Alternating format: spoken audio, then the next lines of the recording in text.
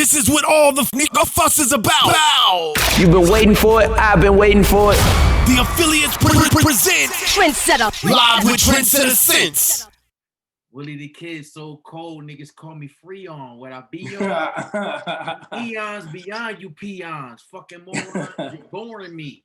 Tell a freak bitch to pour me, huh? Yeah. That's old school bars. That's old school bars, man. You know what I'm saying, man? That's when I was a young tadpole, you know what I'm saying? trying to come up, you know what I'm saying? The princess kissed the frog. I mean, you know what I mean? You heard? Hey man, my brother Willie the Kid, man. This beyond just doing an interview, man. You like we got a lot of history, man. We really grinded together. We struggled together. We was victorious together. We went yes, through, sir. It was just a like just the experience, like in Trendsetter Sense experience of life. You always gonna have to mention Willie the Kid. Willie the Kid, same brother. Life. You always gonna have to mention Trendsetter Sense. Some people may not know that, but you know that's why. Nah, it's a fact. It's an absolute fact. It's an absolute fact. I mean, you know, we come from that affiliates tree. You know what I'm saying? We come from that Gangsta Grills tree. You know what I'm saying? And that was a dynasty. You know, that was a legacy. Nobody can ever undo. You know what I mean? What that was. You know what I mean? Yeah. So yeah, that's forever a part of my story. Absolutely. Right. So you know, first off, man, I want to salute you, man, because I love what you're doing at this moment, and you got started at such a young age. I remember when Don Cannon was really behind your brand. I mean, we was kids. We was like 20, 21. I think we was like junior, seniors in college. You was like a freshman. You know right. what I mean? And yeah. and that was the first introduction to Willie the Kid. And I kind of just want to take everybody through the journey of things that people may not know that, you know, that we've been involved with, and just, you know, just go on this dope ride, man. Of course, welcome to Trendsetter Live, featuring Trendsetter. Yeah. You know yeah. what I mean? Yeah, congratulations, man. Good to have a platform, you know what I mean? That's good. Glad you got a platform, man. That's exciting. I'm sitting here, you know what I mean? You know how me and you been doing this, you know what I'm saying? We've been on it, man. Yeah. Been on it. Yeah, man. Bro, let's start off from the beginning, man. Grand Rapids, Michigan, man. I always regarded you as one of the nicest lyricists to touch a pen and a pad. You get me? And that was what made me enthusiastic to be able to work with you when Don Cannon was so enthusiastic to work with you, and then we became friends. You know, during that whole process, and look, I could start when you and Don Cannon had the apartment up Cheshire Bridge in Atlanta, man. Oh yeah, Buckhead, yeah. You know what I'm saying?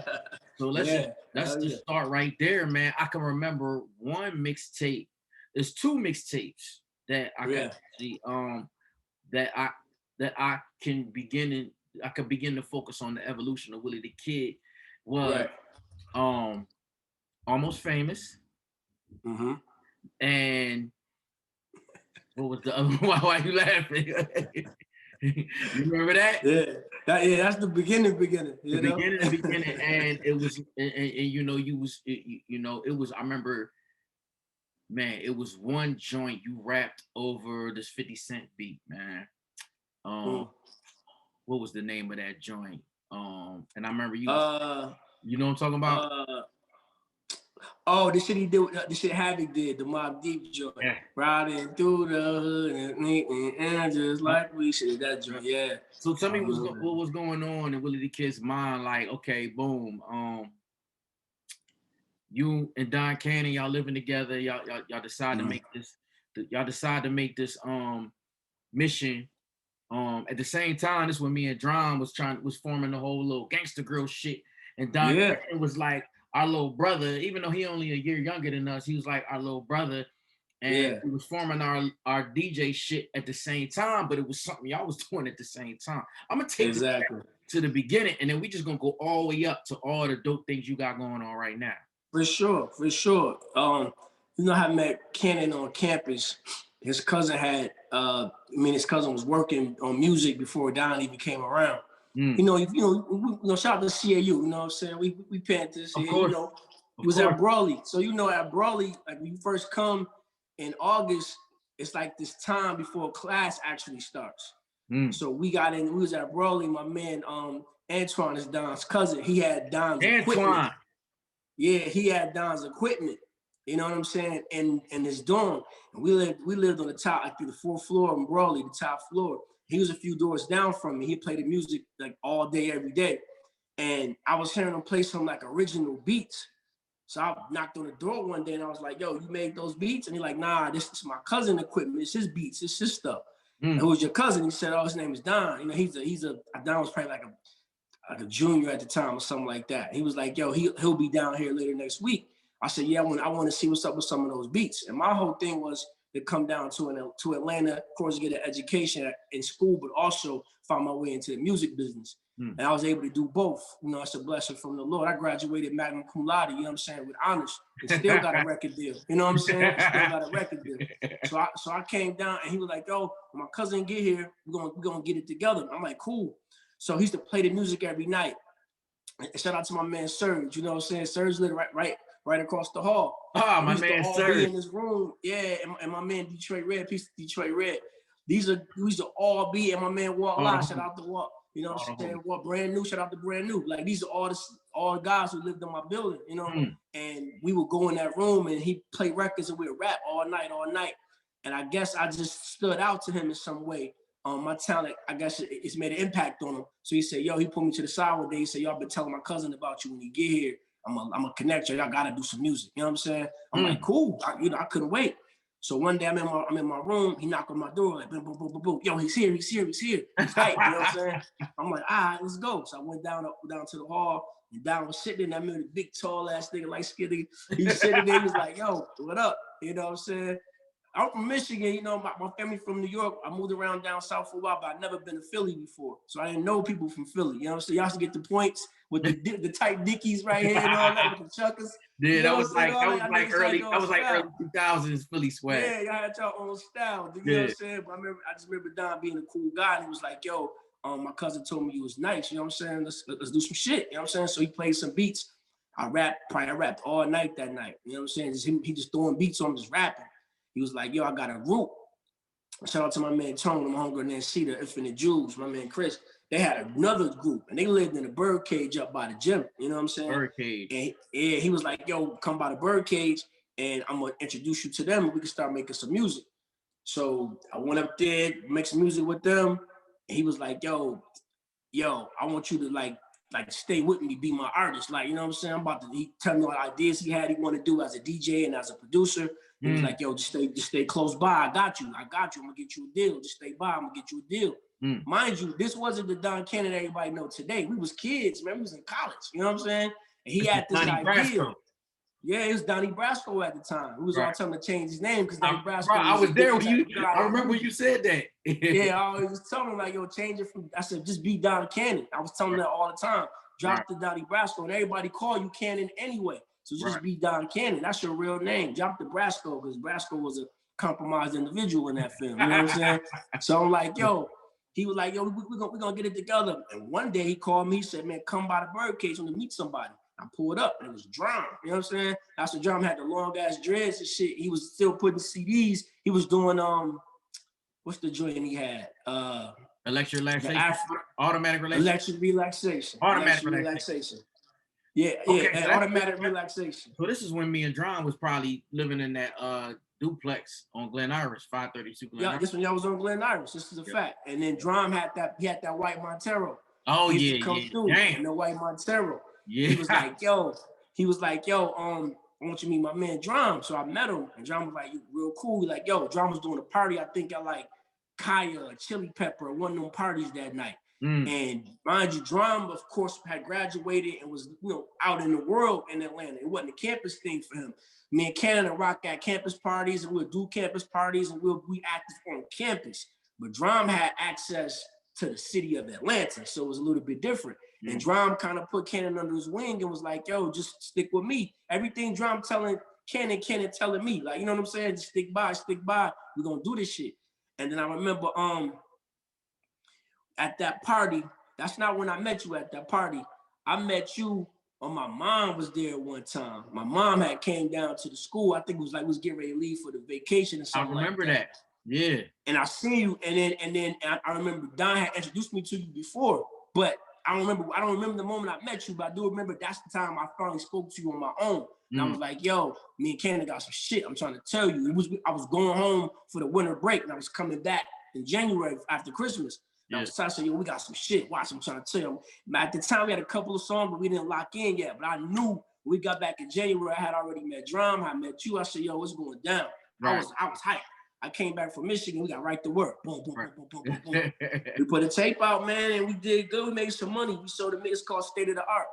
And we sold that mixtape like $10 a CD. And you remember, what's my man's name? They used to have Midnight Marauders up there on the top of the. Oh, you talking about? Oh man, it's slipping me right now. Not Mo. What's the brother name? My Philly old heads. You talking about Philly old heads? Yeah. So they had Midnight Marauders doing the street team shit. That guy, he had charged us like way overpriced to burn CDs in his office. We burnt the CDs in his office. And then we knew the brothers at Sun's Pizza. Cause my man Justin owned the barbershop around the corner. They from the same part of New York that my family is from. Like, you know what I'm saying? Westchester. You talking about Terrell and them. But you probably talking about other, I know you talking about. Yeah. So we had between what we did on campus, what Drum was giving us access to, and we knew all of the older businessmen in that area. We had a little buzz going. You know, people knew what we was doing. So, fast forward, y'all, we finally got really close. All four of us started really working together. By then, y'all had got with Cersei, and he gave y'all that outlet to do the Gangsta Grills tape, and you know what I'm saying? By then, people talking. Oh, you knew about that? I didn't know you knew about that. Bro, I was there. I was there. I know that. I wasn't with you and Cersei and Drum, but when that was going on, I was at your house. You know what I'm saying? Like, you had the first apartment, and Drum had the next one in the duplex. Right. Your joint was right here, and then his joint was the wall over, because he had those bricks stacked up with all the records on the wall. You know what I'm saying? And we used to go there. We used to piece up, buy weed, smoke, go to Nancy's, regular shit. Go to Marco's. Shout out to my boy Blue. Go to Marco's. Like, I remember Coach K used to come through Marco's all the time. He was around. Like, you know what I'm saying? But that's how we met. It's funny that you said that, because that's how we met Jeezy, because Coach used to come by, and we used to tree it up. You know what I mean? Exactly. And Coach would be treeing it up with us because he lived around the corner, and he was doing his thing with Allen Henderson, because they had the basketball shit and had the label, the Hindu Entertainment, and he lived right on the corner.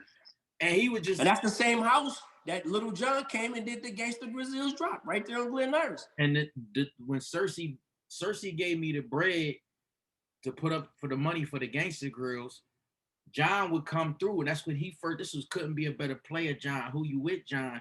And I was an intern at the station, and John would come up, and I told Drum, come up to the station and meet these niggas. So then he came, and I was like, yo, meet Lil John, meet Cersei, and then that's how that came together. And John, I need a host for Gangsta Grills, and then John went up to the apartment and hosted one of the Gangsta Grills. I remember that. I even remember when I wasn't there, but I was around during the time when T.I. came, and T.I. gave Drum that huge cosign. He came to the crib, you know what I'm saying?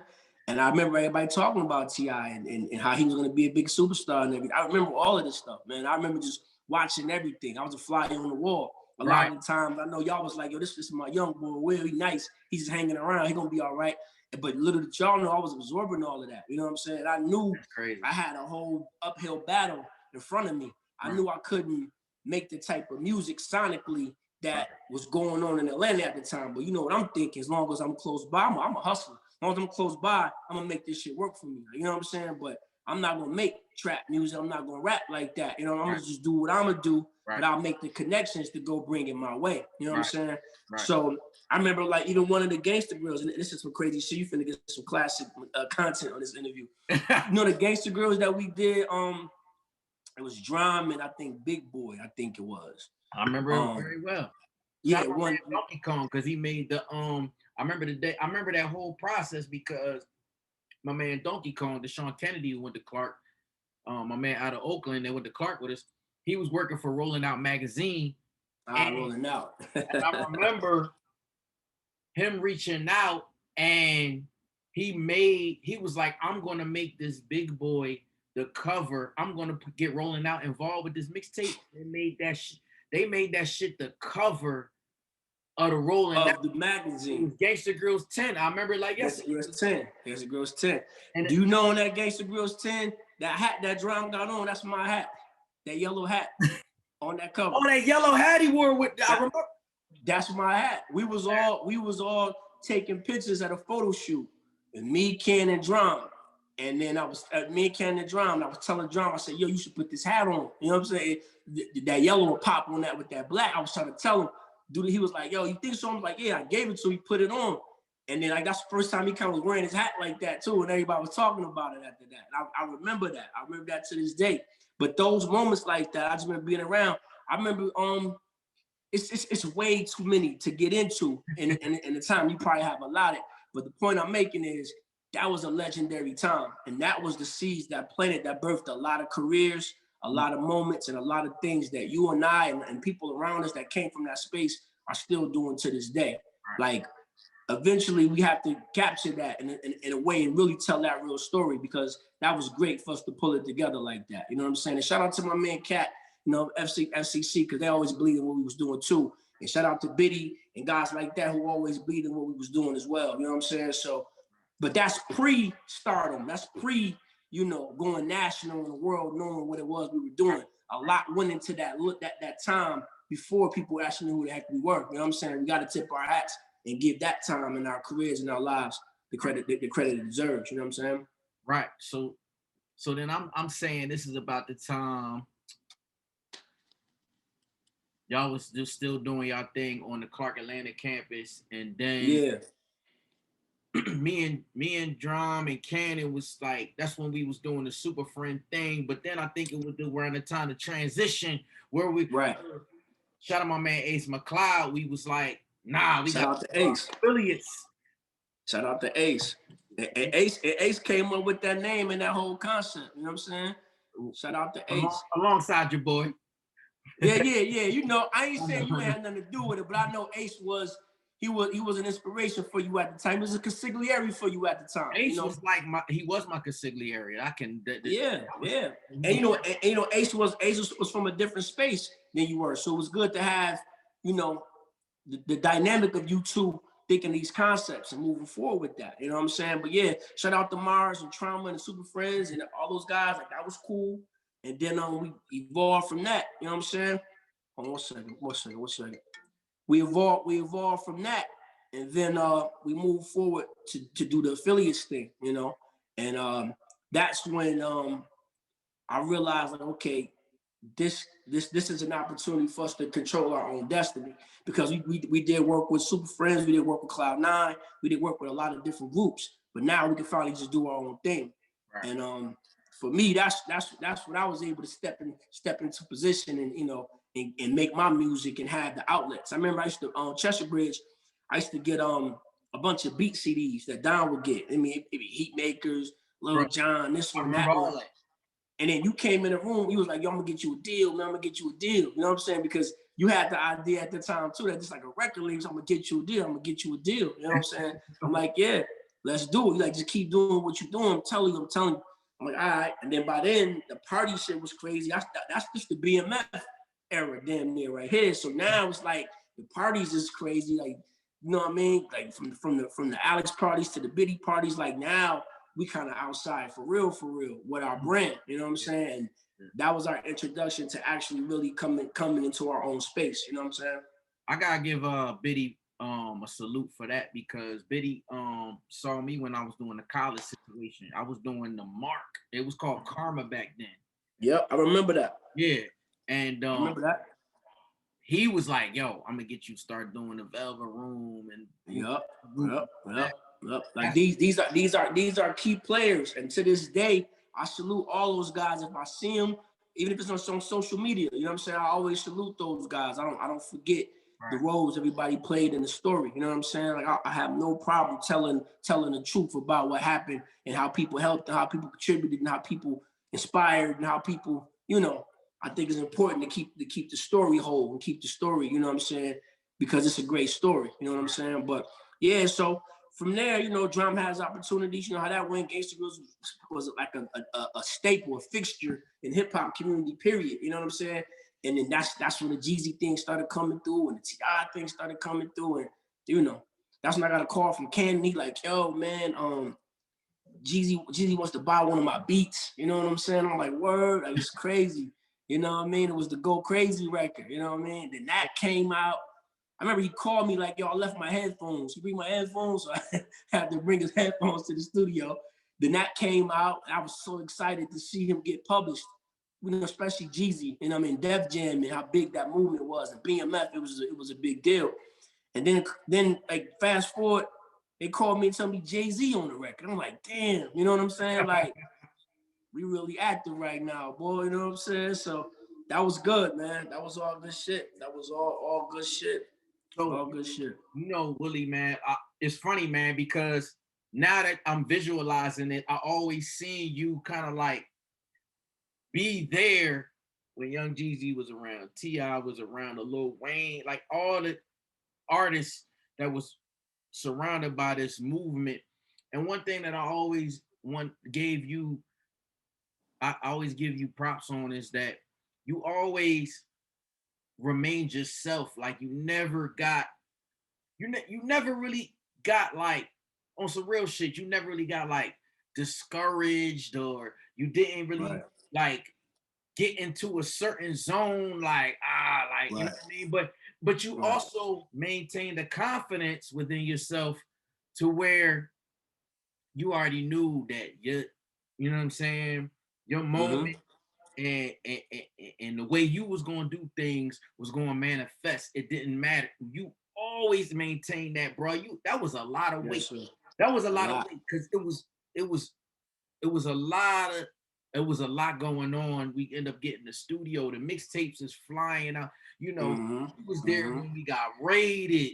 You know, Now I appreciate you saying that, and that's one thing I take a great deal of pride in. You know what I'm saying? Is to always be a solid guy, man. You know what I'm saying? Always keep both my feet planted on the ground. You know what I'm saying? Always be mindful of who I am and what my possibilities and potential is. And you know what I'm saying? Not being distracted, not being discouraged, staying solid with my brothers and the people with me. And you know what I'm saying? Like that's always been what I've been about, no matter what. I always knew I'm gonna find my way either way. You know what I'm saying? I always knew that. It's gonna be this, or it's gonna be that, or it's gonna be all of this shit, or something I didn't even think of is gonna come along. You know what I'm saying? I never, not one time, doubted that I was gonna be successful, or at the bare minimal, just enjoy my life and be happy and do what the fuck I want to do every day. I never doubted it. You know what I'm saying? But I knew I was in a unique position. I knew it wasn't gonna be easy, right? I knew that, like you said, a lot of pressure was abroad. And I knew that I wasn't in the best position to actually get my vision in front of all the shit that was going on. You know what I'm saying? From DJ Drama being how big he was and being next to him a lot, and Cannon being as ambitious as he was, being next to him, and you being a visionary, always yelling at everybody about what the fuck niggas I was yelling at everybody do. You know what I'm saying? Yeah, because you was always the heart of it, always the heart of the shit. Like, you know what I'm saying? Like, this is what it's supposed to be like. This is what I'm telling you. And between that and then La being around and him being opinionated and all these things being in as much as it helped, it was in my way too at the same time. You know what I'm saying? So what I needed to do was take all of the good from it, learn from all of the challenges from it, and put myself in a position where I have to reposition now so I can move forward with what I know works for me. You know what I'm saying? It's just it's kind of reminding me of that movie. You know that movie, The Life of Pi, when my man was sitting on a joint and everything he had went through No. Slumdog Millionaire. Pardon me. Slumdog Millionaire. Okay. Slumdog Millionaire. Right. When he got on that show, Wants to Be a Millionaire, and all the questions they was asking him was everything that he went through, everything that he's seen before. I got to a point where I felt like that. It's like Nas said it in the rhyme, like everything I sing meant something. You know what I'm saying? I kind of got to the point where I said, damn, like all of this shit means something. And to this very day, I always pull something out of my utility belt that I picked up along the way to get through and move how I need to move. You know what I'm saying? So that's why I embrace everything. You know what I'm saying? Like I knew like, okay, this is good. I got access. This is good. We making money. All right, this is good. We got a little fame. Okay, this is good. We living a good life. We in the business.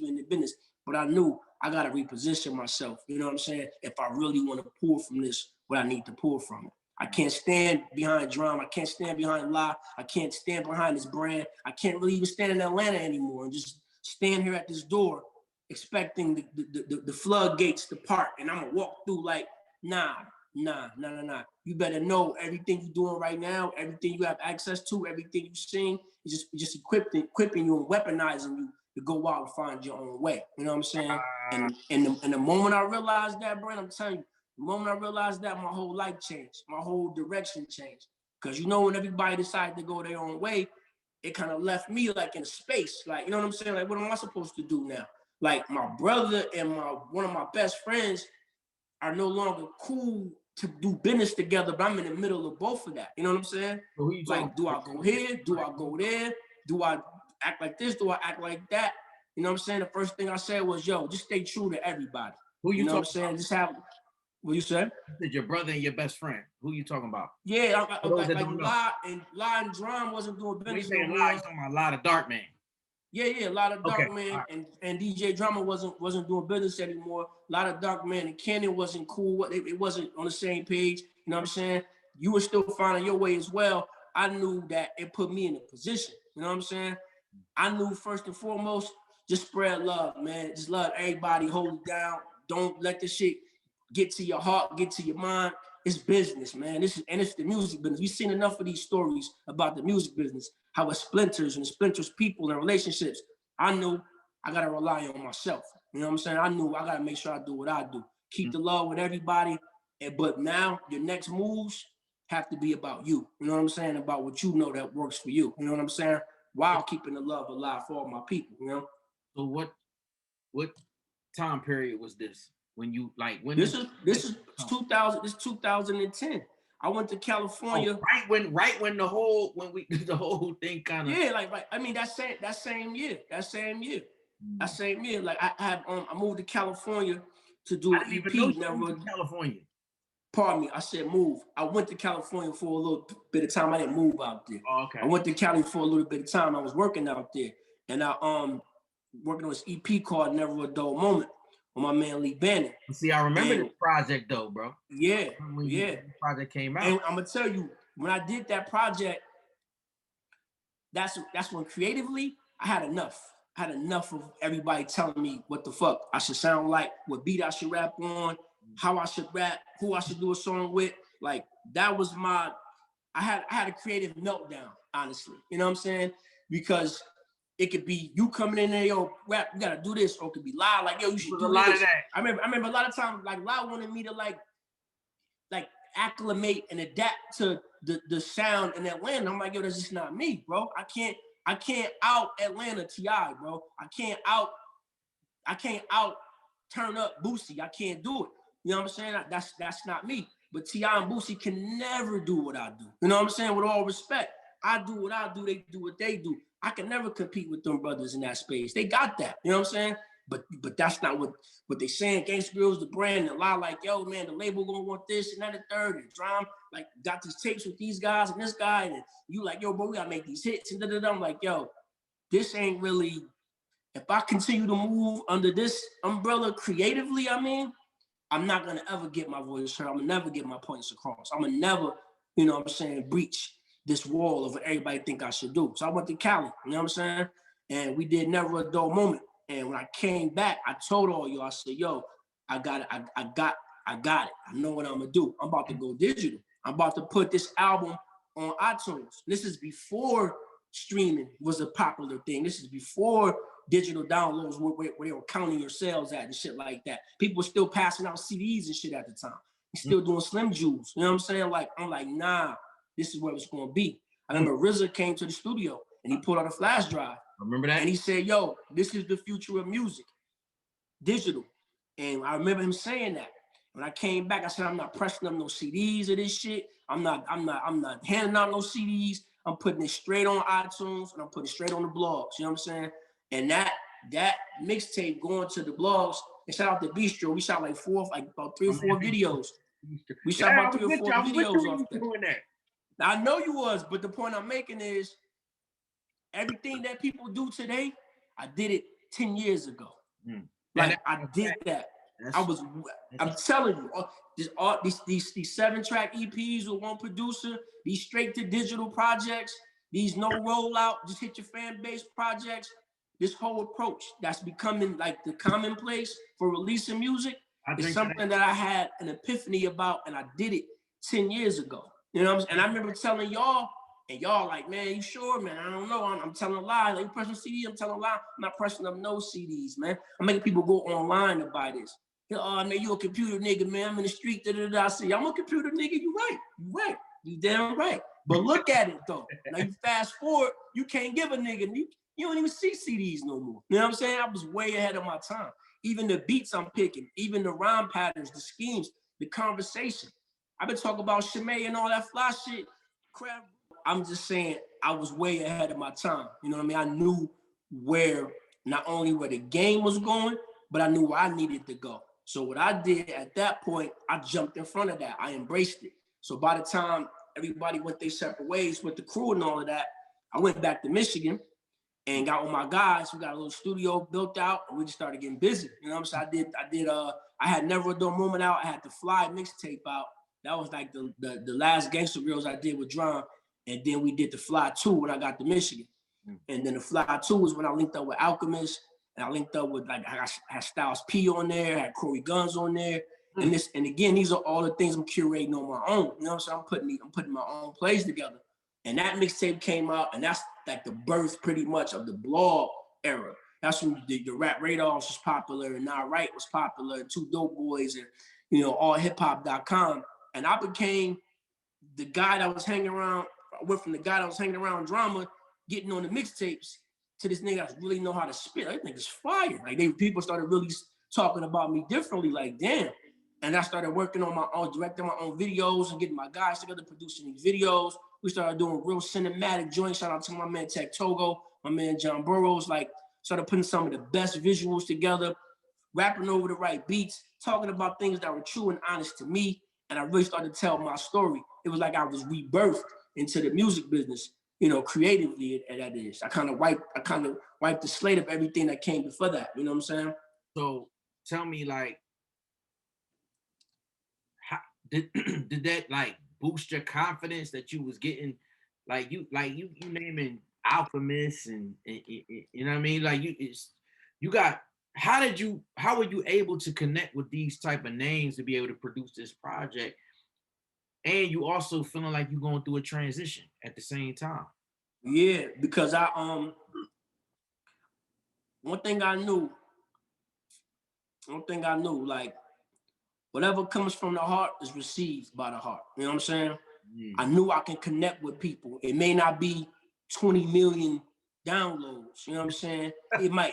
But it may not be 20,000 in the arena. You know what I'm saying? But I knew if I tell my truth and I make what's true to me, it's gonna connect somewhere.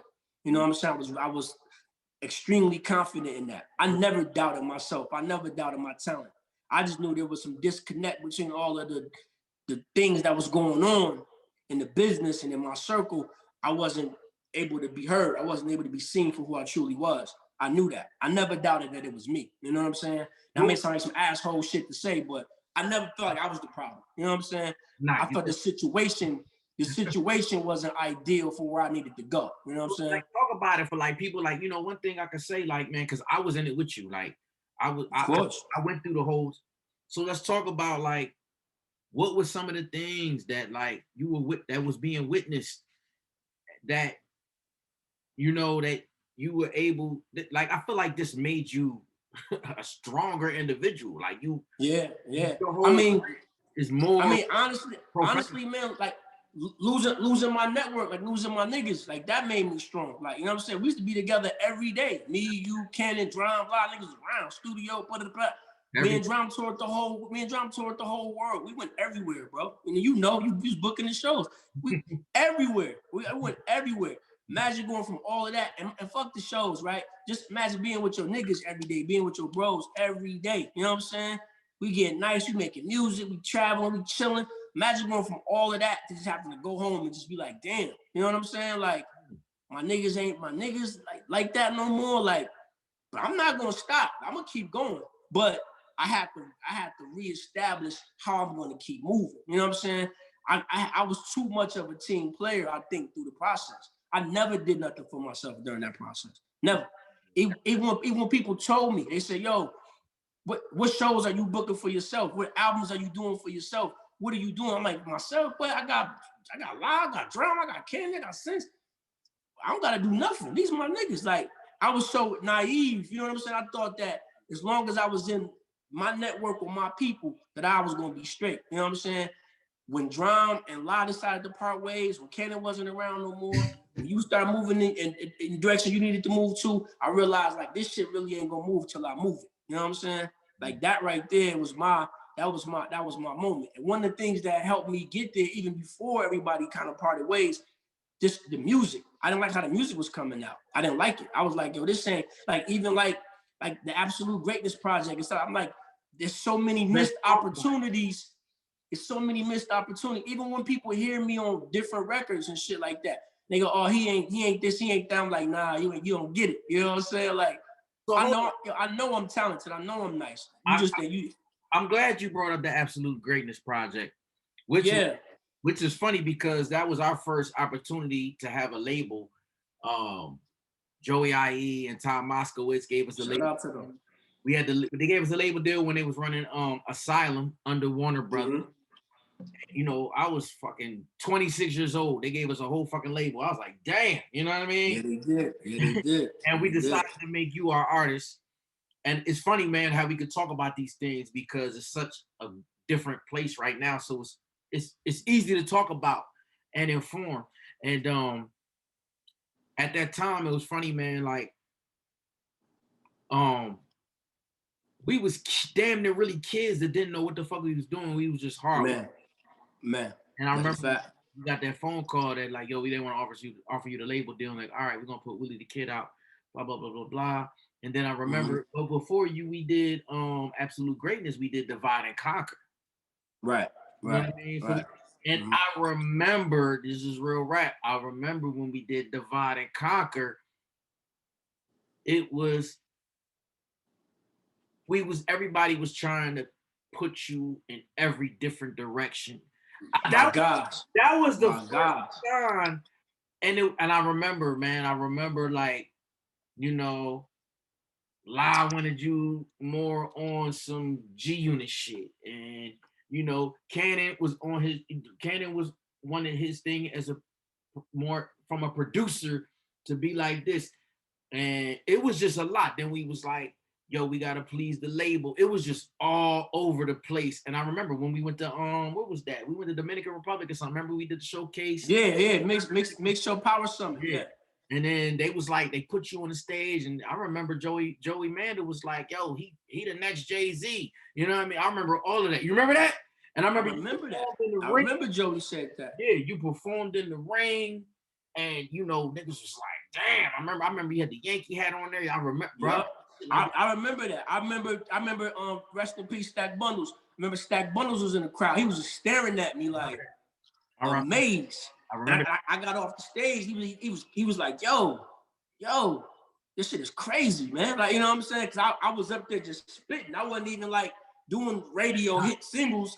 I was just spitting. I spit like I was just like rapping. I was just rapping. I gave a whole one-man cipher up there. I remember that. Bro, I remember Styles P saluted you in the studio, was like, yo, salute.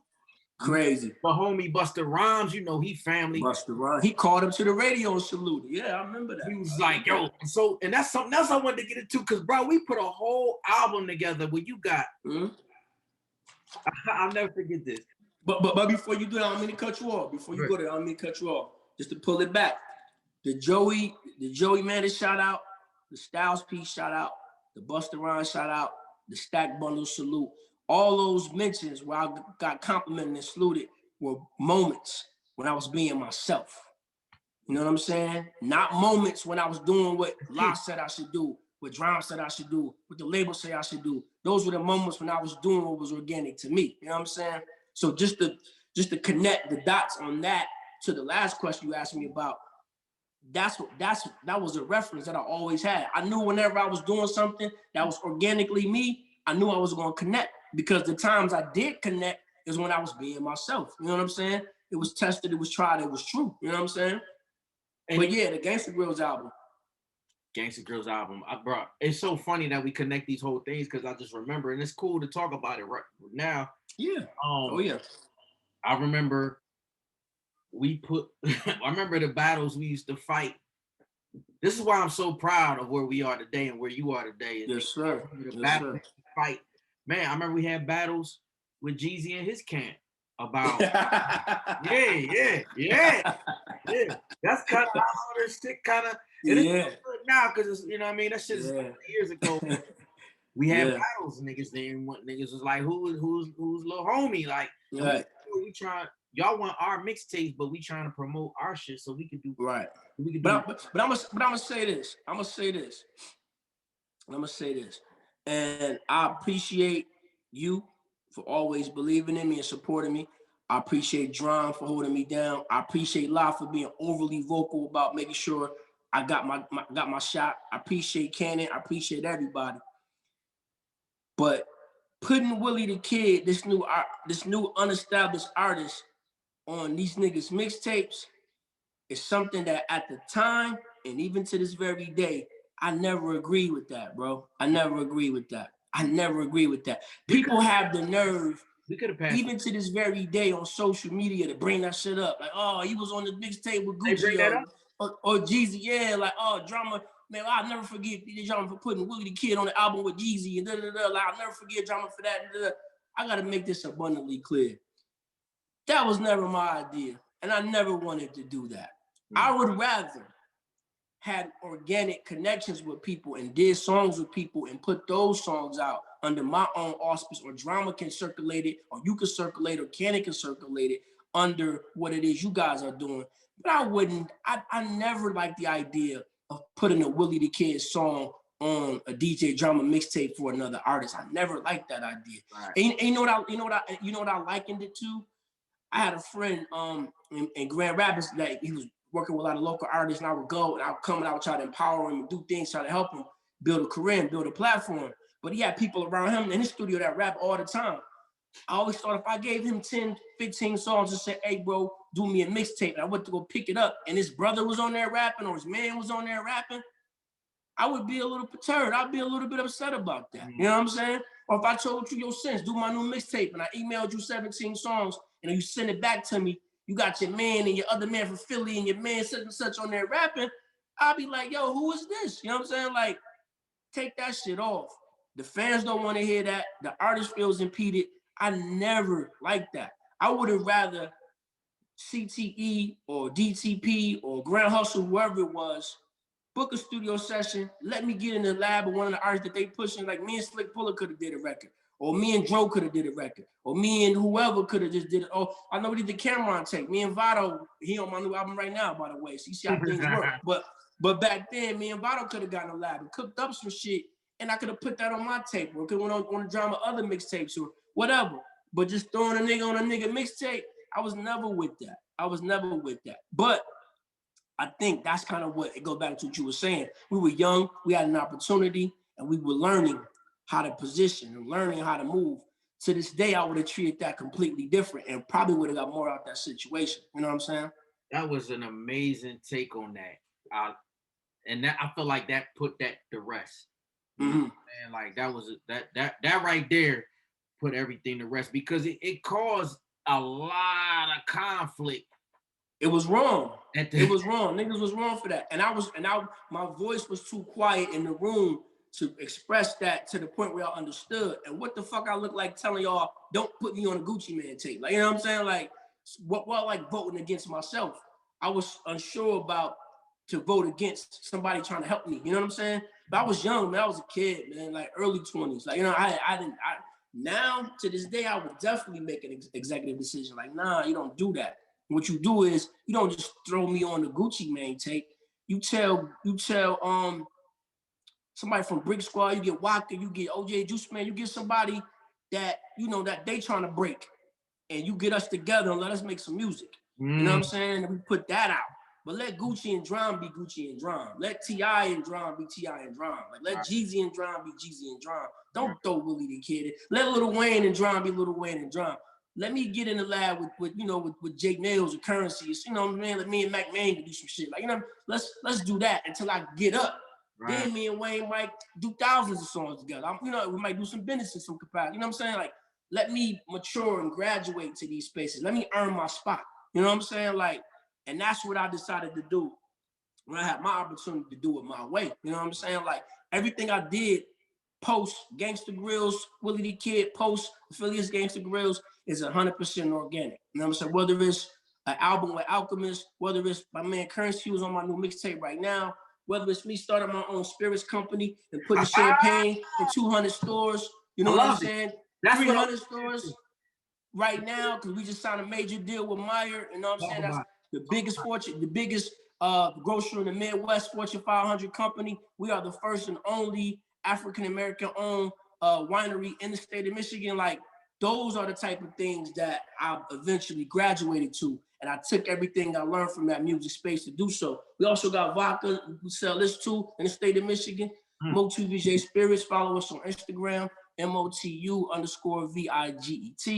You know what I'm saying? Like, that's what I'm talking about. Graduating to a space where I earn my spot. You know what I'm saying? Talk about, man, so, you know, let's get into yourself as an executive and a business mind. Yes, sir. As well as a creative. How you produced the Langston Hughes documentary, man. How did that evolve? Yeah, it hasn't came out yet, but there is a group of creatives and a group of scholars down at the University of Kansas. My business partner, Jonathan Jelks, his father is a professor down there. He belongs to the scholar group down there. And he has a tight-knit relationship with Langston Hughes' official biographer. So the person who has legal rights to Langston Hughes' estate, is going to tell his story, the facts on his life, his autobiographer. He decided to work with that group to do a film on the life of Langston Hughes. Peace to Dr. Randall Jelks, that's my man Jelks, that's his father. He reached out to his son and I to be that element to produce on the film, to bridge it to current culture, to the youth culture.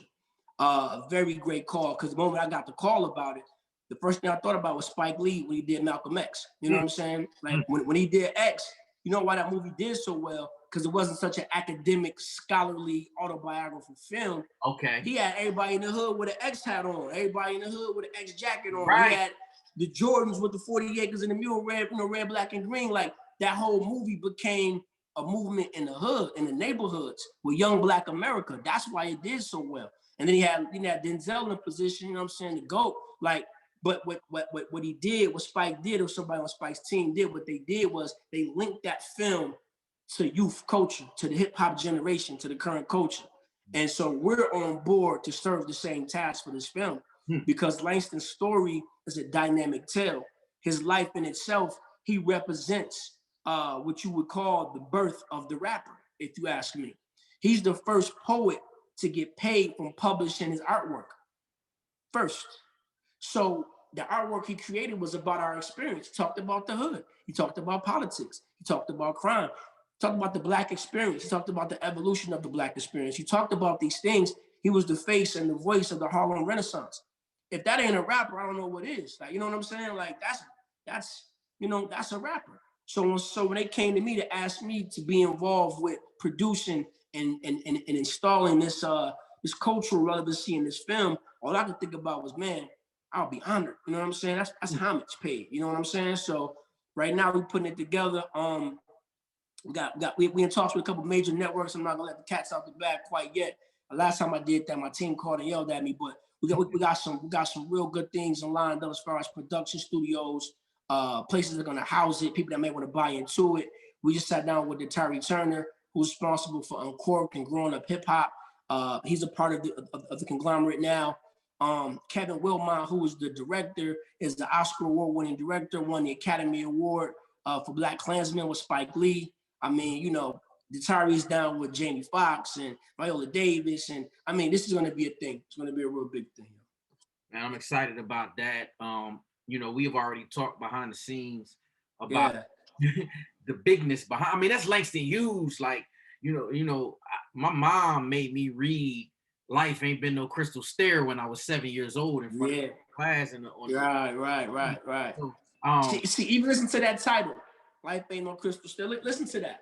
See, that's relevant to this very day. You know what I'm saying? Right. In terms of the Black experience. So yeah, man, the film is going to be dynamic. I can't wait. If I could speak more about the business behind it, I would, but it's going to be a real. It's going to move the needle. It's going to move the needle. Not only just telling his story, but just the way we're going to bring together these worlds and make something relevant for the current culture. I think we can use that right now. I think our young folks can use that. I think our older folks can use that. I think it's time for the more learned and academic of our tribe to sit down and share a moment with the young folks for a second. You know what I'm saying? And Langston's story brings that together. You know what I mean? So it's good to be in the middle of that. You know, I can't wait for that, man. Mm-hmm. I want you to also, you know, you invested into some tech companies. Yeah. Oh yeah. Again, dive into that. Yeah, this is my Slumdog Millionaire moment again. See, me being our real shit, like me being an artist from a secondary market, Grand Rapids, Michigan, right? So you know out of Michigan, Detroit is the primary market. We all know that. But Michigan itself isn't quite a primary market for hip hop, period. Like, you know, there's the Motown movement, and there's the Eminems and the Royce the 5'9s, and the list goes on and on and on and on. But you know, it's still all about LA, New York, Atlanta. We all know that. I got an opportunity to sit with some really brilliant guys. We've invested over $1 million into creating a geolocation tech platform that highlights emerging and independent artists who are artists probably similar to how I was coming into the game, artists from a secondary market who moved as a transplant to a bigger market and trying to make a name from Grand Rapids to Atlanta. So on this app, it's called Radiator. It kind of reminds me of Spotify meets Google Maps per se. So you can go onto the app and you can go to like the map of the country, of the world, and zoom in, let's just say on Raleigh, Durham, you know what I'm saying, North Carolina. You zoom in on Lawrence, Kansas. You zoom in on Macon, Georgia. You zoom in on all these markets, Tacoma, Washington. And the independent and emerging artists in that location will come up on the playlist and their music will play. So it could be anywhere. I mean, this is world-class, the first of its kind technology. We're launching on the App Store this summer. We're available right now for the beta test. I'll send you a link and you can put this in the description of the video so they can go into it. Yeah. But man, this is gonna change the dynamic as far as independent and emerging artists. We know the record labels are becoming sort of dismantled and that indie grind is where it's at right now, but you know, there's still a fight. So you could be the hottest guy out of Memphis, but you may got to fight to be known in Atlanta when you go on Spotify, or you could be the popping out of Syracuse, but you're not going to get in front of the guys in Manhattan when you're on Tidal. Like it is what it is. But this app is going to be a place where those artists will have a home, and those artists could be in the forefront. There's nothing but artists just like you, just like him, and just like her. And it ain't just hip hop. It's all genres. We do rock, country, blues, jazz, folk, EDM, techno, everything. All of the artists, DJs, producers. So we encouraging the artists to sign up because we do report to the PROs. So when your shit gets streamed, you do get a check from ASCAP, BMI, whoever you with. They're gonna send you some money. You know what I'm saying? And then we also launched a supplementary website. It's called Radiator Aux, where we're gonna interview these artists. So you may or may not be on the aux, you may not be on the app just yet. But if you got a new album coming out, if you've been in the game long enough and never really got your shine, you know, it might be unsung in the major media. You may never did a Complex. You know, you probably never did MTV. You probably never did the major outlets from the past up to the future. You may be a guy that's been in the game 20 years. You never got an opportunity to tell your story.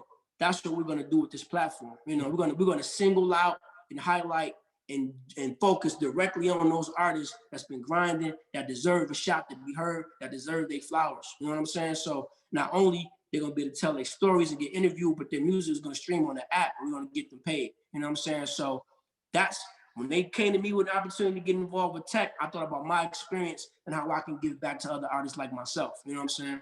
Yeah. Willie the Kid, man. What's 2021 gonna be like for Willie the Kid? Opening up our nightclub, man, when this COVID shit, you know, gets settled.